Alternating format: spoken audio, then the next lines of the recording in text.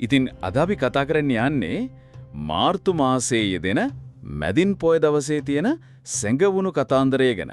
ඇත්තටම මේක කුඩා දරුවෙකුට උනත් හරිම ආසාවෙන් අහගෙන ඉන්න ප්‍රිවාන් කතාවක්.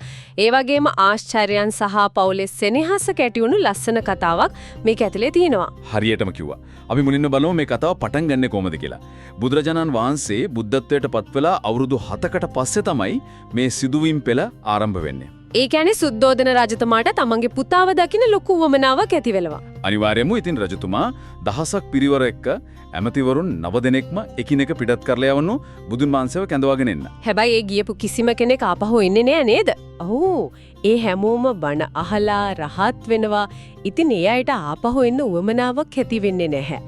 අන්තිමට කාළුදායි යනුපතිතුමා තමයි මේ පණිවිඩේ සාර්ථකව අරගෙන ගිහින් බුදුමහසේව කිඹුල්වත්පුරයට වැඩම කරවාගෙන එන්නේ. එතකොට බුදුන් වහන්සේ එන්නේ තනියම නෙවෙයි. රහතන් වහන්සේලා 20000ක් එක්ක. මෙතනදී තමයි කතාව ඇත්තටම ගොඩාක් රසවත් වෙන්නේ. ඒකට හේතුව තමයි ශාක්‍ය වංශිකයන්ගේ තිබුණු දැඩි ආඩම්බරකම. බුදුන් වහන්සේ වැඩම කළාට පස්සේ බාලය වැන්දත් වැඩිහිටියන් නමස්කාර කිරීම ප්‍රතික්ෂේප කළා. අන්න එතනදී ශාක්‍යයන්ගේ මේ දැඩි මාමය බිනින්න බුදුරජාණන් වහන්සේ යමා මහ පෙළහර පෑවා. ඔව්. ශරීරයෙන් එකවර ගින්දර සහ ජලය පිට කිරීමේ මේ ආශ්චර්යය තමයි එතනදී සිද්ධ වෙන්නේ. ඇත්තටම ඒක කුඩා දරුවෙකුගේ හිතේ වුණත් මැවෙන්නේ මහා සුපිරි වීරයෙකුගේ දස්කමක් වගේ. ඒ ආශ්චර්ය දැකලා තමයි රජතුමා තුන්වෙනි වතාවටත් බුදුන්ට නමස්කාර කරන්නේ. ඒකෙන් පේනවා බාහිර ආඩම්බරකම් කොච්චර හිස්ද කියන එක. කොහොම වුණත් ඊළඟ දවසේ රජතුමාට මුහුණ දෙන්න වෙන්නේ වෙනස්ම කම්පැනියකට. ඒ බුදුන් වහන්සේ මහමග පිණුසිගා වඩිනව දැකීමෙන් නේද? ඔව්.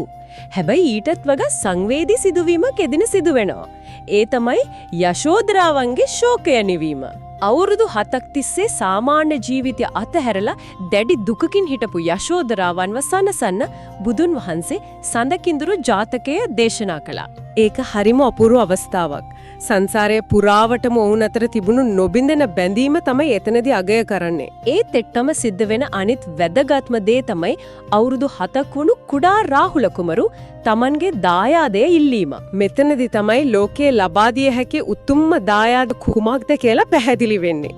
බුදුන් වහන්සේ සරියුත් තෙරුන් ලවා රාහුල කුමරුව පළමු සාමණේරයන් වහන්සේ විදිහට සසුන්ගත කරනවා. මෙහි ඇති වඩාත්ම සිත් ගන්නාසුළු කරුණ වෙන්නේ මේ ගැන රජතුමා ගොඩක් කනගාටු වීම. අන්න ඒ නිසා තමයි මව්පිය අවසරයකින් තොරව කුඩා දරුවන් සසුන්ගත නොකිරීමේ නීතිය බුදුන් වහන්සේ විසින් පනවන්නේ. ඒකනේ ආධ්‍යාත්මික ගමනක් ගියත් සමාජයේ තියෙන මූලික බැඳීම් වලට ගරු කිරීම තමයි එතනදී පෙන්눔 කරන්නේ. මීට අමතරව නන්ද කුමරු සසුන්ගත වීම වගේම බැතිමතුන් ශ්‍රීතාදාස්ථානීය කරුණා කිරීම ආරම්භ වීමක්ද මේ මැදින් පොය හා බැඳිලා තියෙනව නේද? හරියටම කිව්වා. ඉතින් මේ හැම දෙයකින්ම අපිට ලොකු පණිවිඩයක් ගන්න පුළුවන්. ඒ කියන්නේ මැදින් පොය කියන්නේ හුදෙක් ආගමික දිනයක් පමණක් නෙවෙයි. ඒන් පවුලේ බැඳීම්, ආඩම්බරකම අතහැරීම සහ සැබෑ දායාදේ කියන්නේ භෞතික සම්පත් නෙවෙයි.